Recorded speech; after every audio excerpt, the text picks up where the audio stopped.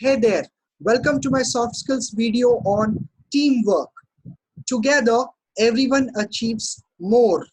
So, always remember one thing, in a team, we can accomplish everything.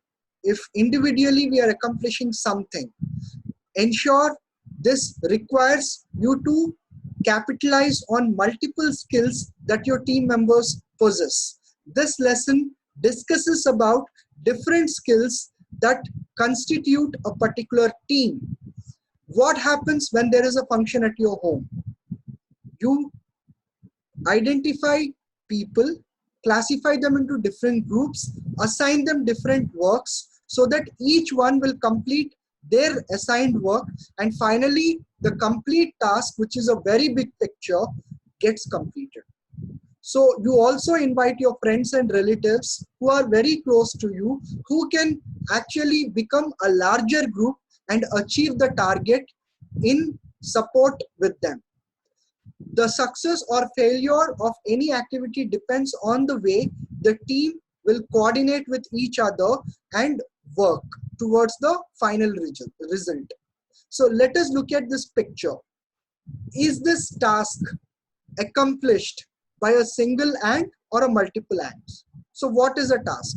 They have to bring a twig from one side of the bank to the other side of the bank. It's not possible by a single ant. So it has taken the help of the other ants whom it might call as its team. So that is the power of teamwork. Let us look at this activity. But before looking at the activity, I want to tell you a short story about Barack Obama.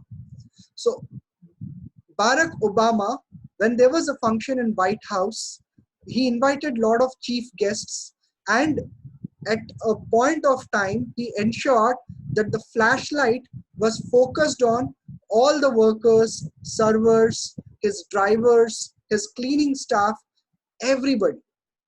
And he made the statement in that open forum.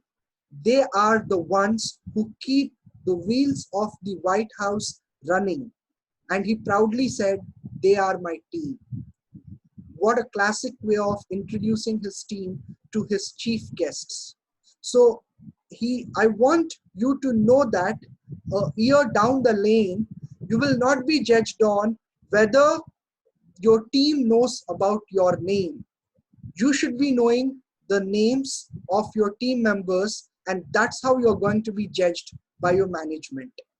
So if you understood this basic principle, this activity will help you to understand your team better.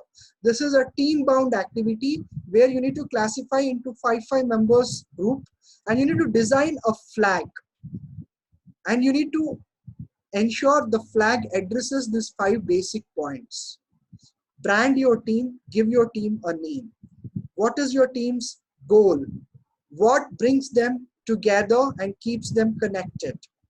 What are the dreams? What are the common dreams that you people try to accomplish? And what is your role in bringing them together?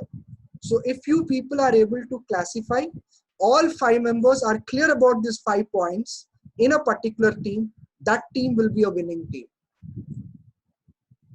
How to behave in a team. So you should understand that the team members have to be proactive and always positive. They should communicate openly and maintain a transparent environment. They should encourage discussing things with each other and respect each other's opinion and show fairness within each other. Share the issues with the team and brainstorm so that you get support from multiple corners. Celebrate the success and be open to new approaches, because different people might come up with different solutions, and that is how innovation and creativity is born. And use your consensus in judging which one is the best possible solution and which one to be accepted out of so many solutions that you people have arrived at. So arrive into one better solution, which with the team's consensus you select it and implement it. Now when you know how to behave in a team, it is important for you to understand the qualities of a good team leader. If your team leader, as a team leader, you want to excel in your career and you are looking forward to get promoted to the team leader's position, you should realize that you don't deal with machines. You are not an individual contributor anymore. You deal with people and people carry emotions with them and you need to manage their emotions. So when you do something wrong, do admit and tell them and let them know that you have done something wrong.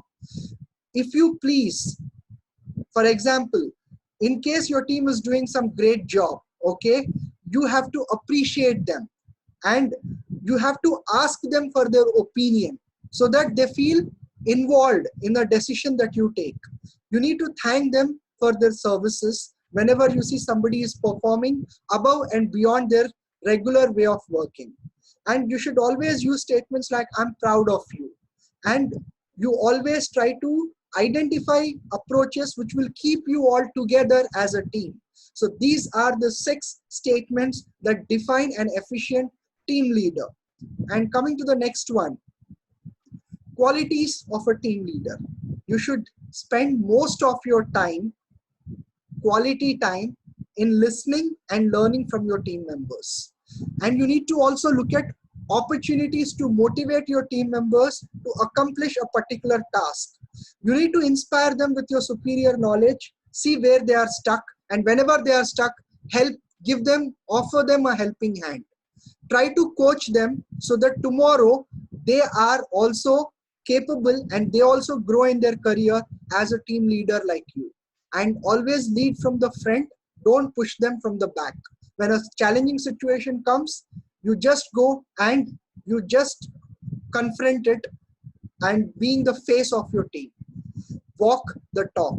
This is what I would say. So what is an effective teamwork? Do some activities, conduct some team building activities like a snakes game or a paper game, which is team building related activity. There are so many games on YouTube. And once you do the activity, then make the team members sit and discuss with them. What is the kind of role that the winning team did? What is the kind of role the losing team did? How did the winning team cooperate? Did they communicate properly with each other? Did they concentrate on their goal? And were they respecting each other? And give them a rating, like met the effective teamwork goal or didn't meet the goal. They were effective in their teamwork or ineffective or somewhat effective. And when you do it, give them or share them the areas where they can improve. So you have a winning team, you have a losing team. And when you do it in a real-time situation by conducting games, then they will discover different ways of doing things and the team will become much more stronger by learning from these real-time activities. So if you enjoyed it, do like my video and subscribe to my channel. Hope you have a nice day. Thank you so much for your time.